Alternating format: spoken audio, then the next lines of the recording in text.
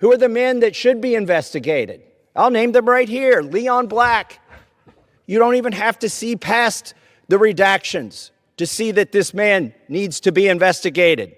Jess Staley, accused of terrible things. It's right there in the files.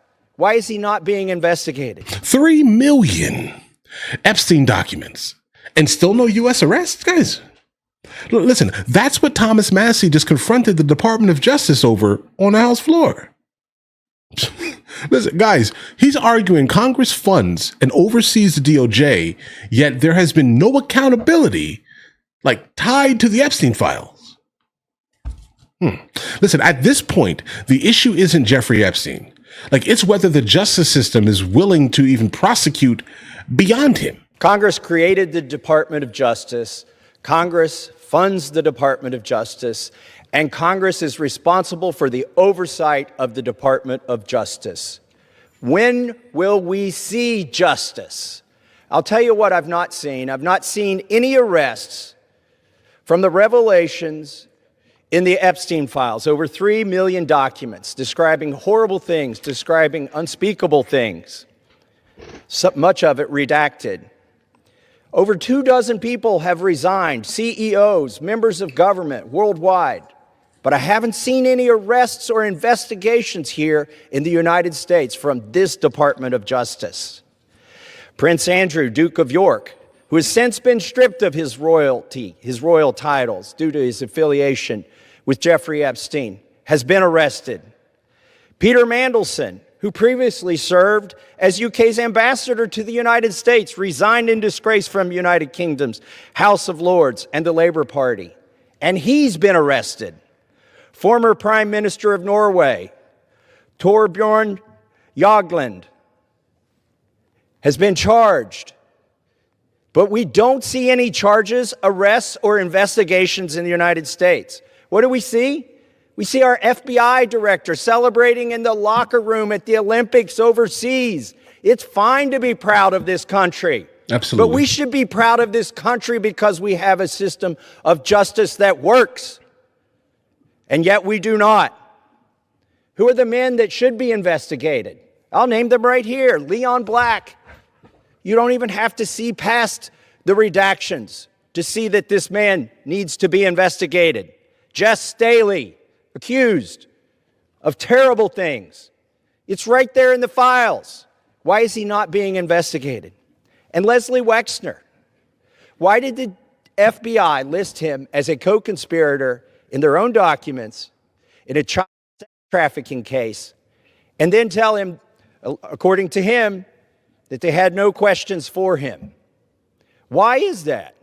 Well, the Epstein Files Transparency Act requires the DOJ and the FBI to disclose to us their internal memos and emails about how they made those decisions, whether to prosecute or not prosecute. Yet they have not delivered those memos.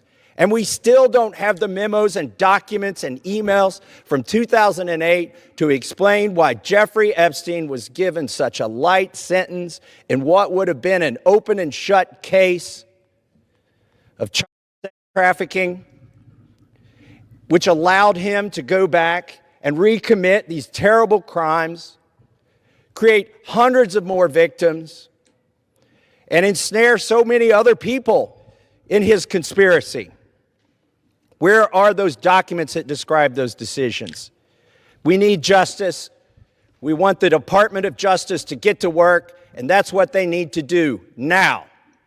Guys, listen, yeah, you're right. Where is everything, right?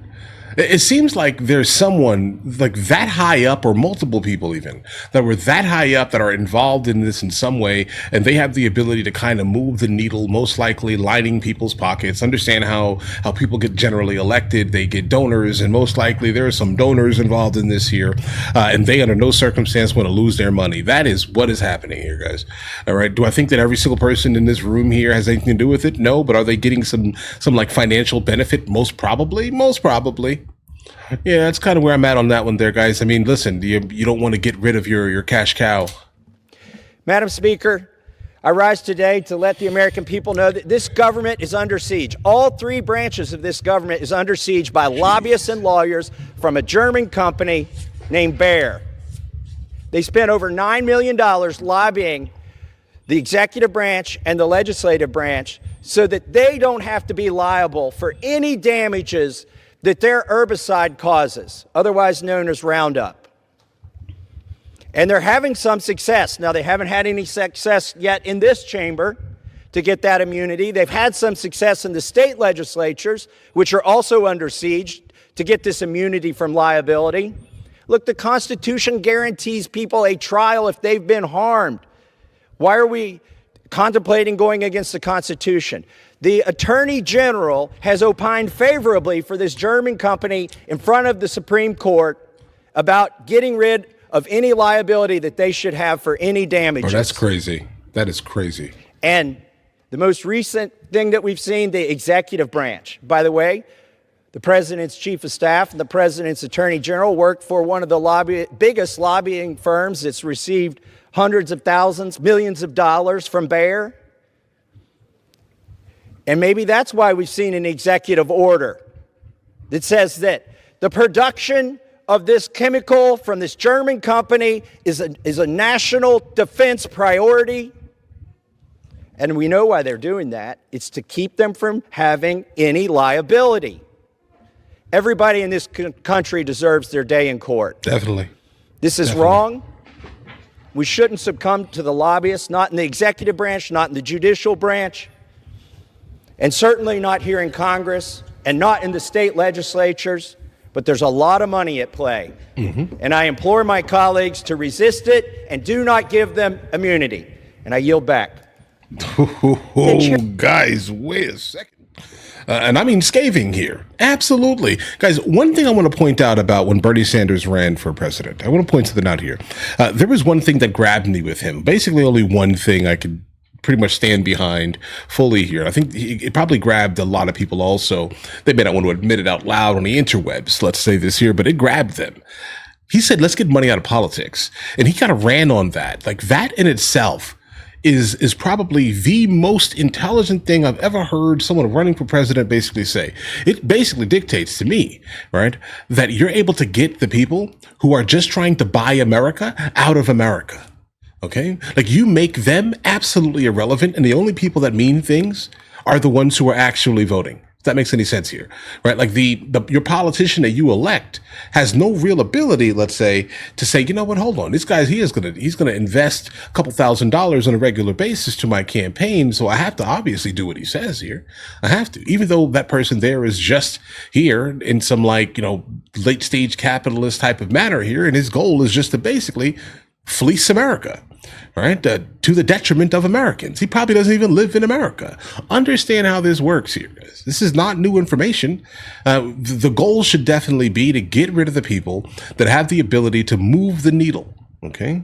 And I mean this here, that have the ability to move the needle from the reason why you initially voted for that person. Okay, because a lot of people change when they get into politics. Why do they change so drastically? Because their donors are changing them.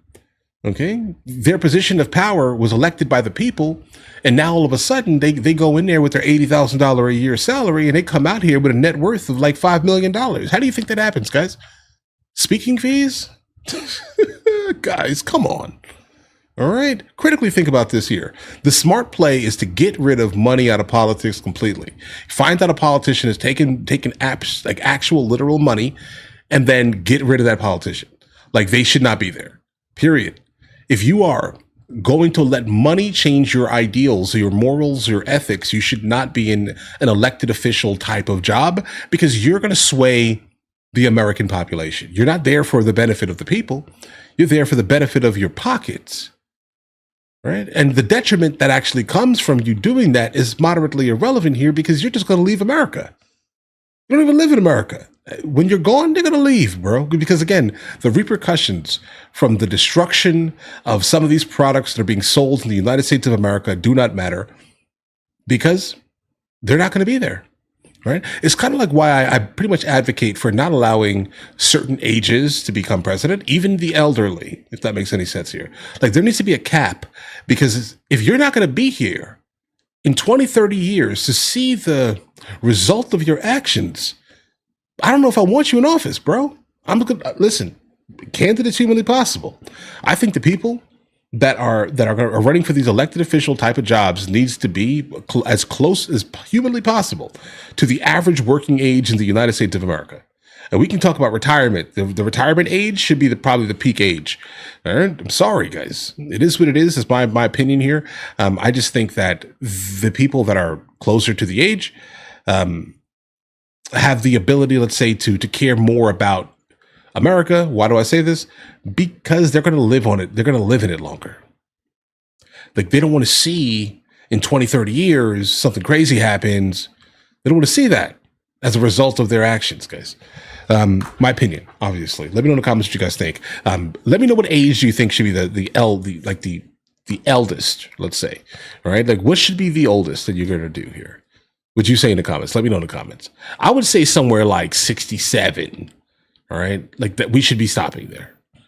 No offense if you're above it, just understand what I'm trying to say here when I say it, hopefully. And then I would definitely say, bro, 30, 38, 39 should be the minimum, right? And I would even, listen, I would go even as far to say here, I don't think you should be voting underneath the age of 35, bro. Because you are, you're a little touched, bro. Remember when you were young, okay?